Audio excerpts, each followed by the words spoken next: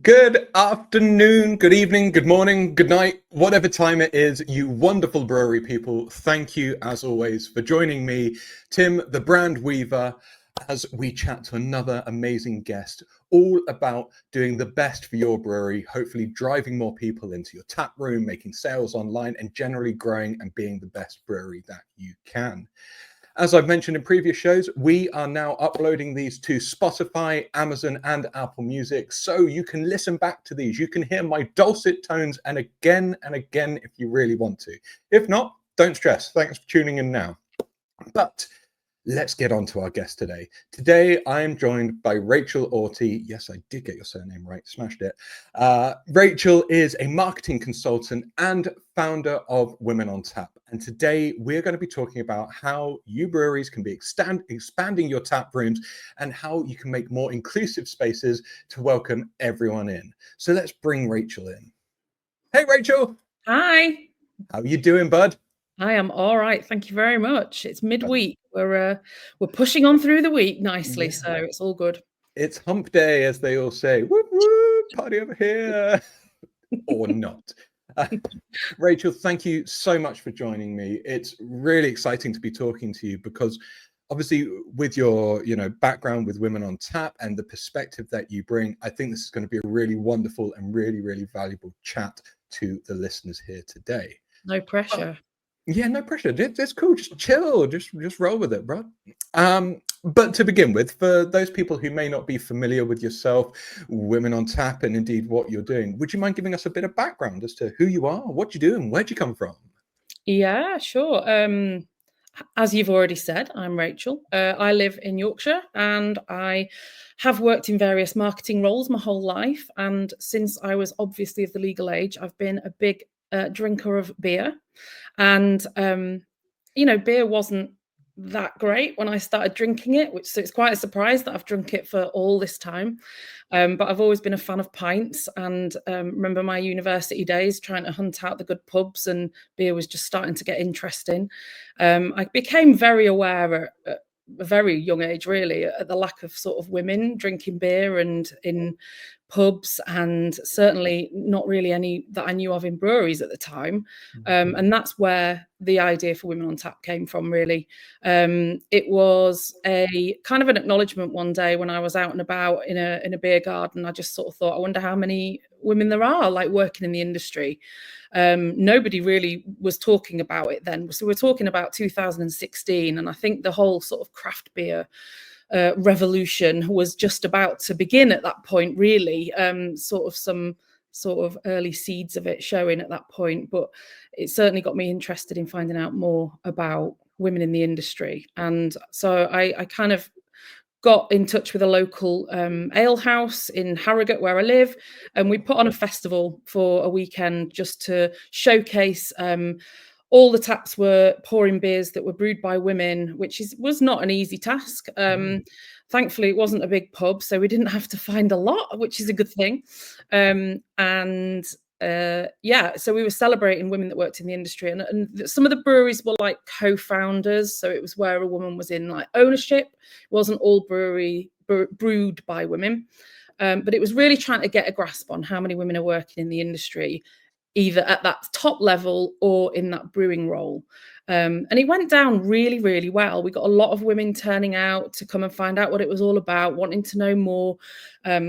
Women connecting over, I've always loved beer. Like, it's so good to meet other women like you, and, sort of a bit of a community forming straight away. And it took off from there. So we've done an annual festival pretty much every year since, which has always been about bringing women together, spotlighting women that work in the industry that are experts in beer. Lots of women that have run like tasting sessions and talks, and we've had brew days and panel conversations around what some of the barriers are to women kind of getting into the industry, or women as consumers.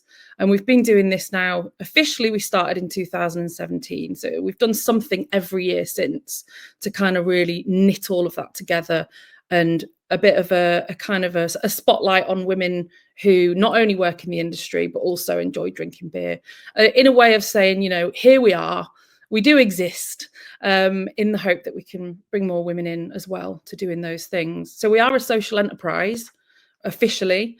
Yeah, and we're just here to champion and support women and to campaign for equity across the industry, but also to work alongside breweries and really work out how they can kind of get on board, really. A lot of people want to, they don't know how to, and a lot of breweries are still very male dominated, male ownership, not sure where to start. So that's what we're all about, really. And I think that just that point of, the brewing world still being predominantly male based is a really good place for this conversation to begin, which, we're talking about inclusivity, opening up the doors and bringing a wider range of people in, and even beyond just male and female, ultimately, like anyone and everyone. Yeah, So absolutely. in your opinion, and with what you do with Women on Tap, why is inclusivity so important to breweries, like especially at the moment as the it really starts to shift and change? Well, first of all, I mean, inclusivity is important to everything. It's all about just being accessible to a range of people with a range of needs and barriers, and working out how we can make sure that everyone gets to experience our lovely thing, whatever that thing might be. So it is the right thing to do. Obviously, there is that kind of social responsibility element. There's also, I always feel a bit crass talking about it, but it's true that it brings commercial advantage. Like it really does. It's proven. There's lots of research out there that shows it, and it becomes stronger and stronger, does this data. If you need to check any of that out, McKinsey's got some great reports on, gender diverse leadership, and it goes beyond gender. It's wider diversity and how that brings benefits to leadership teams, and it actually does have direct benefit to the bottom line. At the end of the day, it affects your commercial performance in a positive way. That's proven in a lot of research out there. So yeah, I mean, at this point in time when the industry's struggling so much financially with all of the, a lot of the pressures are beyond control of any of the breweries themselves. It's almost like there's things you can't change and there's things you can change, and this is something that you can start to change, even if it's a slow process.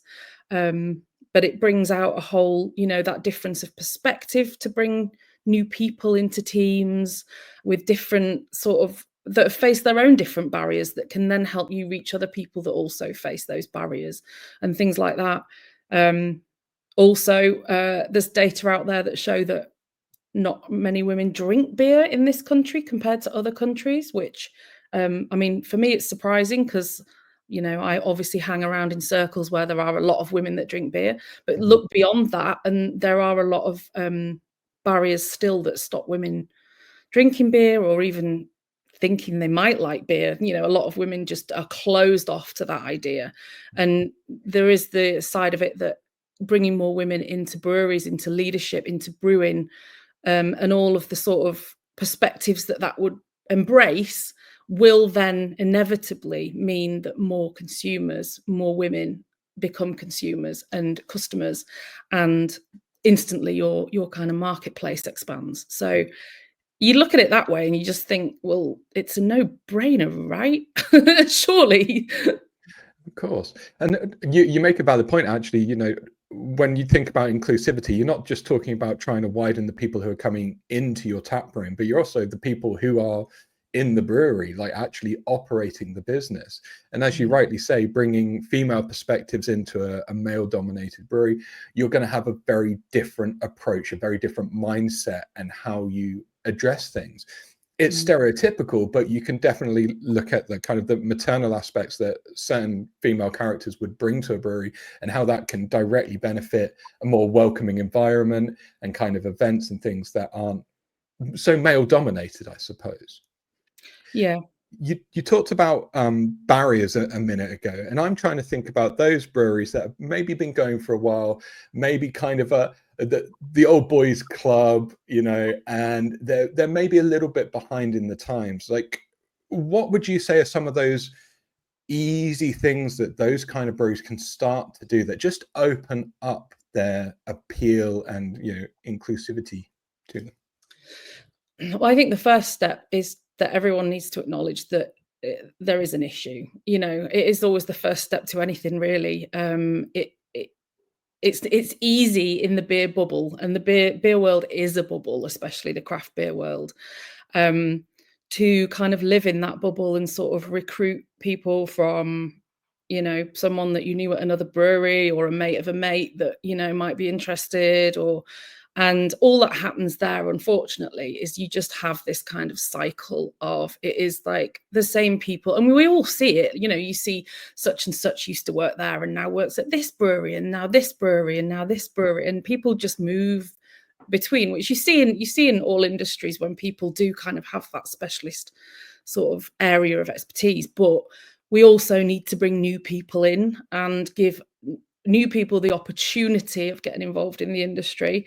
Look, we've all got biases, and, you know, a lot of that's unconscious, and we have to all also accept that, you know, that's a big part of it.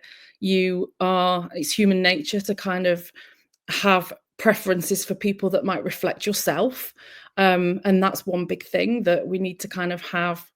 It's harder for small breweries, but this is why in sort of bigger companies that have sort of HR frameworks and recruitment policies, that's why they exist, because it has to be kind of a process. Otherwise, it becomes one person's lived experience and all of their biases that come with it, and, you know, whoever they know from a past role or a past, you know, experience.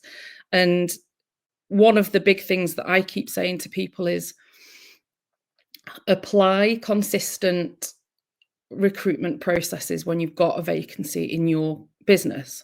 So try and resist the temptation to go, oh, we can save a load of time and money by getting that guy who we know that's looking for something at the moment. Because that is part of the problem. I genuinely believe that that's part of the problem, is that, you know, everyone is super busy, and, you know, no one has money to spend on additional kind of systems and tools, but it can be done in a really simple way. Just there's lots of job boards, but it's also about things like thinking about anonymizing applications. I think that's really good, and there's fancy expensive tools that do that. Or there's perhaps a team member that's not involved in that recruitment drive that could anonymize those applications and then pass them to whoever's doing the interviews. And yeah, and also like asking around as to where else can you advertise roles. There's not actually that much out there. There's quite a lot of small pockets of jobs boards, but, you know, start with, for example, some of the many women in beer groups that are around this country that have some form of community or mailing list. Go and send them your job vacancy and ask them to spread the word. So there's all sorts of little things that you can start to introduce and think about that shouldn't really be that problematic.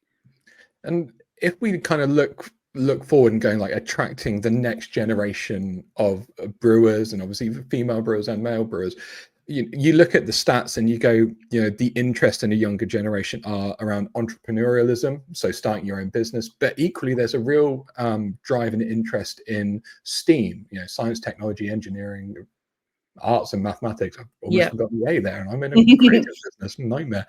What do you think the brewery industry needs to do to make it potentially more appealing to that, you know, to a female market? Ooh, big question. I think that there is a bit of a outdated, how should I say, approach to like employment packages, conditions, contracts, for example. And I think that I feel like people's standards have gone up since COVID. Like what they look for in a career, in a job role, has gone up because of the whole, you know, a lot of people now are having some form of flexible working. It doesn't necessarily mean work from home. That's just one element of it. It can mean sort of flexi hours or job share or, you know, something like that instead.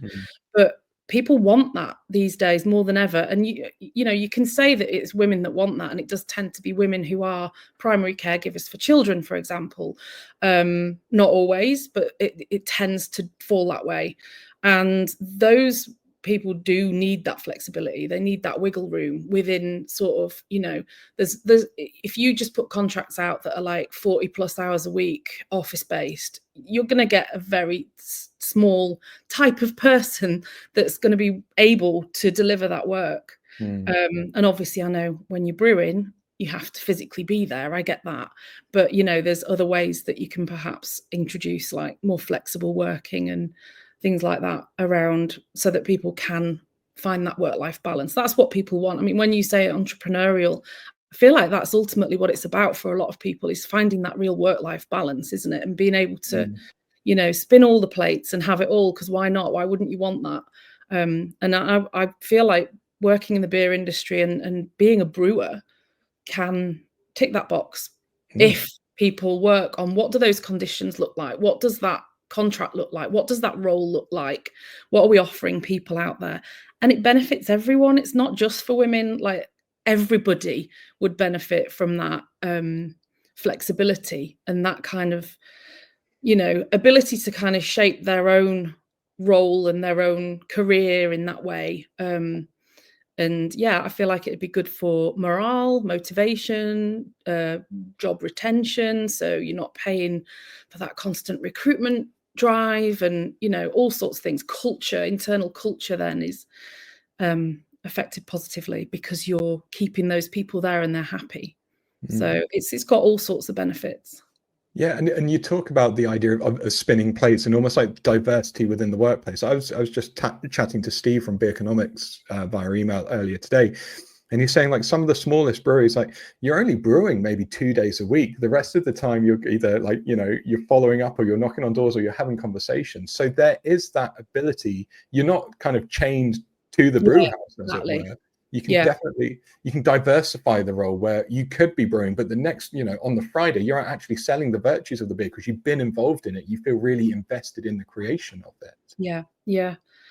So that's the actual recruiting into the brewery space, actually, employment side of things, and trying to be more diverse. And like you say, kind of breaking the routine of just looking insular. But for those brewery owners and people who've got a tap room or a micropub, what can they be doing to invite, more consumers, more drinkers through the doors? Like you say, especially in the UK, where maybe we don't have a dominant beer drinking female market, what things can they be doing? I feel like tap rooms they do tend to get more diverse drinkers into tap rooms, and it's kind of showing pubs how to do it in many ways. A lot of tap rooms have become known to be family friendly, so you get a lot of families that go out together to perhaps eat, or it's not just about going to the pub on an evening in an adult space and drinking.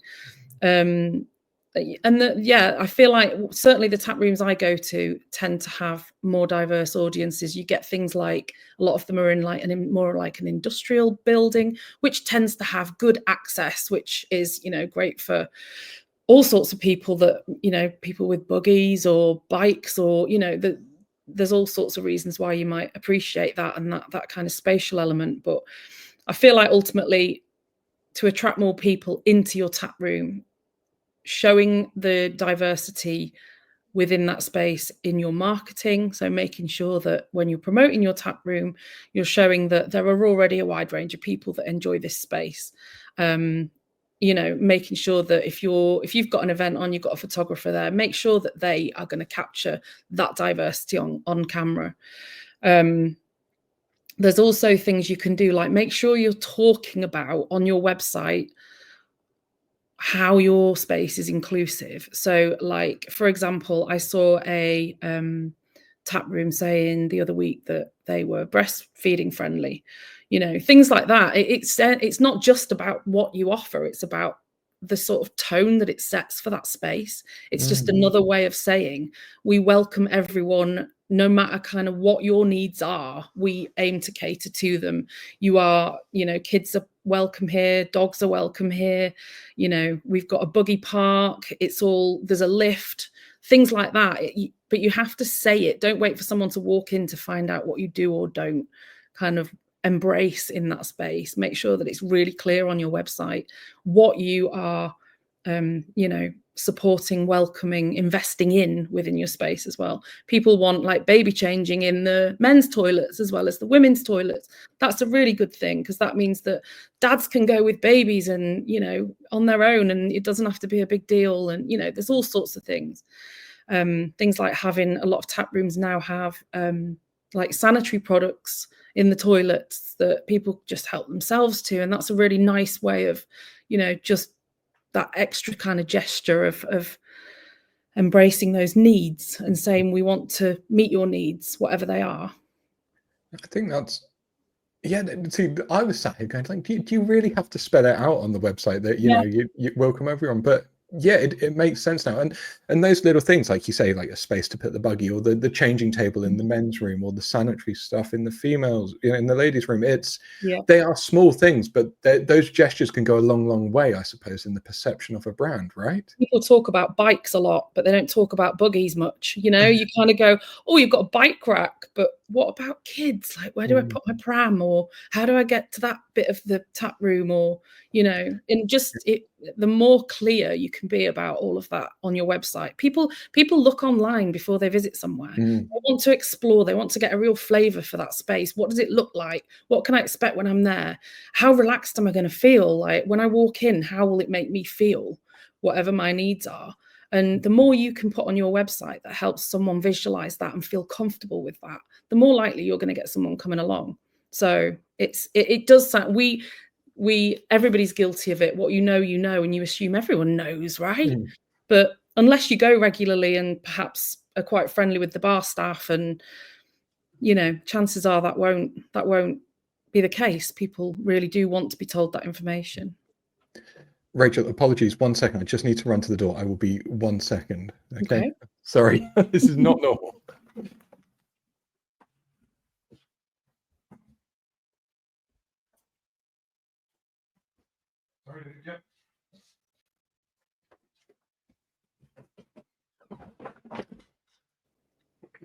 The irony there being that we talk about, you know, thinking about kids and inclusivity, and I just locked my son out from getting in after school. So my bad. That was quite an important, I need to get up and answer the door. It wasn't just a delivery. No, that was a let the sun in situation. And I was just reflecting during that mild panic. Actually, the more FAQs I'm thinking back to pubs and tap rooms, is like, is it dog friendly? Can I bring my dog? But there is never the idea of like, can I bring my kids in and things like that? Yeah. Okay, make it super clear. Do the kind of little touches that make it more inclusive and, you know, people familiar and confident in the area. What about the types of, I suppose, beyond the normal environment, but the events that tap rooms might be putting on? You know, are there things that might be more inclusive than others in that respect? I guess as long as you've got like a wide range of, I mean, sometimes it's like private hire stuff, but I suppose if it is tap room driven events, it's kind of use that to sort of drive new audiences and perhaps work with local sort of grassroots groups, community organizations to perhaps set things up that would help you do that. So if you know, for example, that you don't have many women that come into your tap room, then do something that perhaps might welcome families or be targeting that demographic a bit more, which is always tricky. Because again, we don't want to, you want to kind of like, one of my big rules is don't assume you know what people like because of their gender or for any other reason. So we don't need to do like a big pink poster and make it all frilly with flowers and ribbons on it or anything like that. But I guess it's looking around at what else happens in your community. It could be like a book club or, you know, something a bit more that might just bring new people into your space. Okay. And so earlier on, you were talking about when it's like recruiting within the brewery, and like you say, there might be the cheaper or the quicker option, and every brewery is watching the pennies. They are counting everything right now. And when you've got breweries going, yeah, I know we need to be more inclusive, we need to be more welcoming, you know, front of house and back of the house. What are those things that, you know, breweries should be focusing on? Like what like are the most important things when it comes to creating an inclusive workplace and environment, even though there might be a, you know, budget involved in it?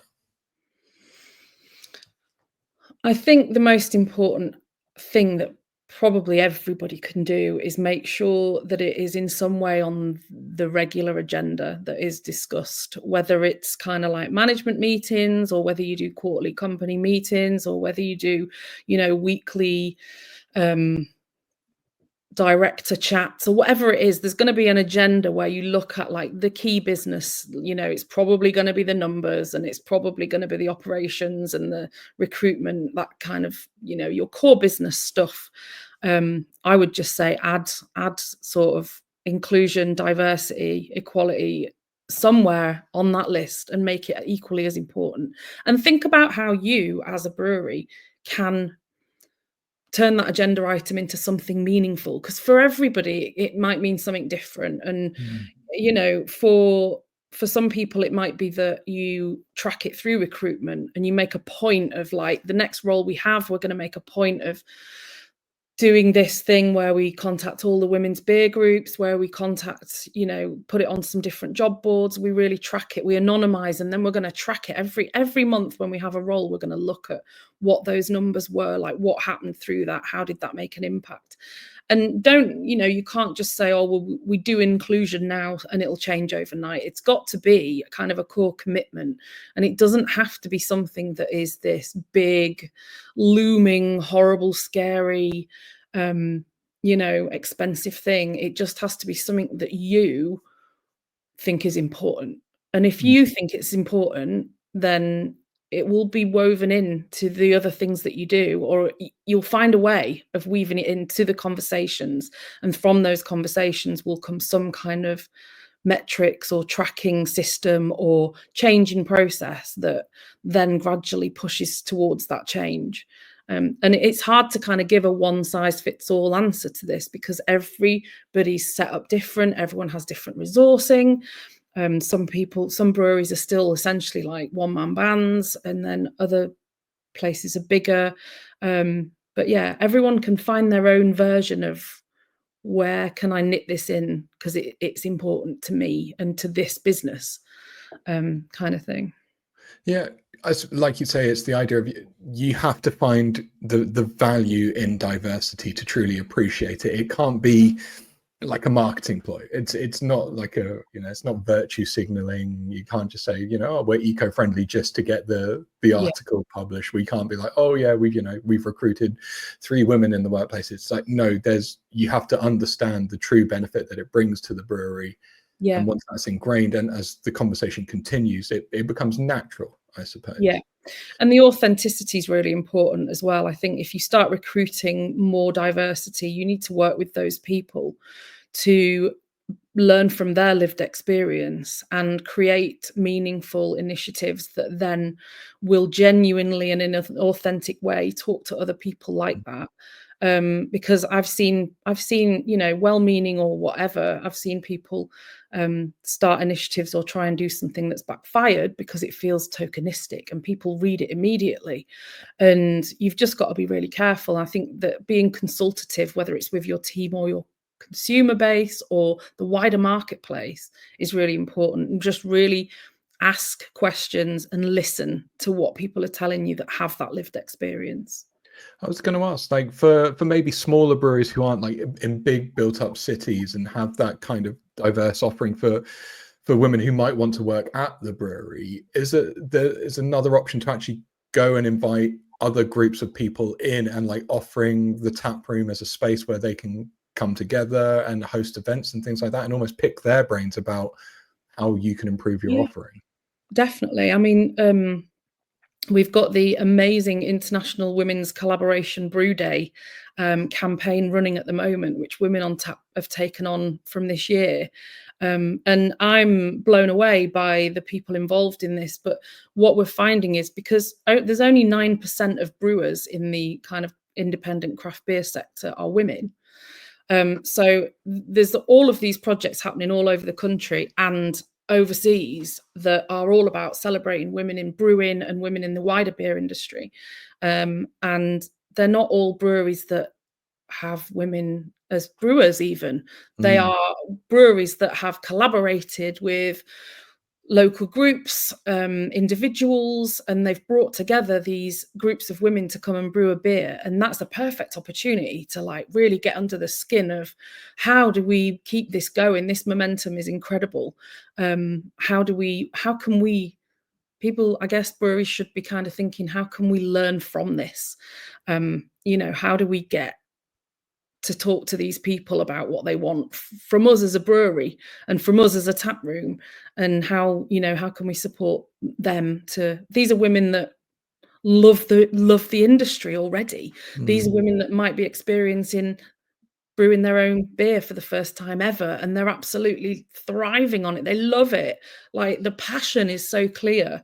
And this is a perfect opportunity for breweries to be like, wow, we need more of this, because Mm. this could, I mean, you just have to look at that campaign, and it really is a key to a whole new vibrant and thriving industry. It's a whole different dimension, I think, for a lot of breweries, and it's really exciting. And I feel like just to have it for like International Women's Day once a year, it's a bit of a shame. It's a bit of a Yes, wasted opportunity. for sure. I suppose just being open to that, just taking those first steps to have the conversations, to reach out like that, that's got to be one of the biggest steps to make, because you go, right, you've started to turn the wheel now. You start to push Yeah, that ball to being a more inclusive space. yeah. So you talked about, and a couple of places are starting to do this, but yeah, if people wanted to see inclusivity in action, some really great examples of it in the brewing space. I know we're talking offline about, there's not one perfect blueprint right now, but who's doing some good stuff that people might be able to go and look at, emulate, or learn from? Um, I always find this really hard because I see examples of, it's almost stuff that you don't notice because it's just good and it's for everyone. Do you know what I Mm, mean? It's when it's tokenistic that it gets attention and you go, "Oh no, they missed the mark there," or because obviously then it blows up in the media, and you get a lot of people discussing it online and what have you. But it's almost the little subtleties that make a big difference. So one thing that I've really enjoyed is Thornbridge. I feel they've been a supporter of Women on Tap for years, and I know they're really, really supportive of generally kind of those sort of pushing for more diversity and more women and wider diversity in the industry. And they've got, I think it was Peakender, their main annual festival didn't happen last year, but the year before, they invited me to sort of take the center stage and host a panel of women in the beer industry. And it was an amazing opportunity. I thought that I might be in a side tent, like, let's have a chat about women in beer, and it's over there somewhere in the bush. But they put me on the center stage, so I was like, wow, this is amazing. But what struck me was I was on that stage and I looked out into the crowd, and it was a beautiful sunny day in this massive field in Bakewell. There was so many women. There was so mm, many women at that festival, and I just thought, this is what it should be every time, always, everywhere. Just people with friends and kids and families just hanging out, having a great time around, a beer experience. So I do think Thornbridge are good, but mainly because they're kind of they just do it in the background. They just kind of get on with it. They've got a lot of women in the team, and they make sure, I would suspect that they make sure they listen to them and mm, bring them into this kind of key sort of shaping of projects and sort of the decision making in those spaces, because it kind of shows. mm. So they're kind of, we go back to the idea of a diverse team will naturally make a Yeah, more diverse and inclusive environment. It's one of the first points that we touched on there. yeah, yeah, And you can see that building from some of your other points about, if it's on the agenda, if it's a conversation, it's just going to naturally build into things. yeah, I want to pick your brains a little bit around the kind of the social marketing and content side of things, because the more, I look at social media and you look at content creation around beer reviews and beer promotions and things like that, the frustrating thing is the objectification of women alongside beer. You see, women who are all glamorized up with a bottle of beer and it's getting hundreds and thousands of likes versus, a male bearded chap who's going, hey, it's a nice beer. mm. Is that damaging the the industry, the inclusivity? What's your take on it? Well, it is damaging because it's actually it's putting up a barrier to like half the population. So don't I think it's a bit daft on all sorts of levels. There's a lot of historical baggage that comes with beer, and I think the craft beer industry is a bit better at that. Like, there's been a lot of changes and a lot of breweries that have kind of completely, they don't, there's none of that in there. I feel like it's in some other beer spaces that perhaps you still see that kind of like, it's marketing that makes out that only men like sport, for example, and obviously women know like sport, that's not for women. Imagine wanting to go and watch football as a woman, as if, it's a crazy concept. But yeah, you just think, why would you? It's all right. It might just seem like a bit of banter for the lads or whatever, but it's not. It's isolating people from your space, your brand. A lot of people, and we know through research that's been done by a group called Dea Lattice recently, a lot of women they just feel like beer is not for them because historically it's been marketed to men, it's been marketed alongside men's sport, it's been sexist, actively sexist, with kind of, unnecessarily explicit sort of illustrations of women that kind of are just offensive to women. And it's just, there's a lot of undoing to do in beer if we're really going to get on that level playing field. But we've got to start somewhere. And a lot of people have started, and there has been a lot of positive change. And maybe some of the perhaps the ones that aren't quite getting it right yet could learn from some of the ones who are starting to. Because there's also that kind of middle ground. Like earlier on, you talked about when you capture photography, make sure it's a Yeah. diverse audience. You're gonna have that other part of the market who just like, oh well, clearly they pulled in the only female that attended this, and there's going to be a different kind of perception in that. But is that a consumer problem? Is that a perspective thing? Like the breweries can't do much to control that, can they? No, and I think it comes back to that authenticity thing, doesn't it? Like, if you Mm, are staging things, then it's going to look staged. If you're genuinely having a great event where lots of people are welcome and are having a great time, you're winning, and get some pictures of it because, mm, that's what people want to see. So yeah, it consumers need to be almost re-educated on who beer's for, I think, and it is kind of up to the beer marketeers to hold their hand a little bit and show them, yeah, because it is changing and it needs to change a lot more. But yeah, there's still some nastiness out there that's not great. still some work to be done, but there are Yeah, people out there who can certainly help, such as your fine self. yeah, So, if we've talked about, you know, making it a conversation, keeping it on the agenda. We've talked about breaking the cycles of internal recruitment to widen the net and bring more talent in and diversify that talent pool, because it can bring not only benefits to the team, but then the whole experience of the brewery. We've talked about quick wins that you can implement in the tap room and those little things to really make it clear that it's an inclusive space. If more people wanted to pick your brains, Rachel, where can they find you? Obviously you're mega busy right now with what you're working on, but where can people get in touch? Where can people see you speak, read more of your work? Just promote yourself. Go for it.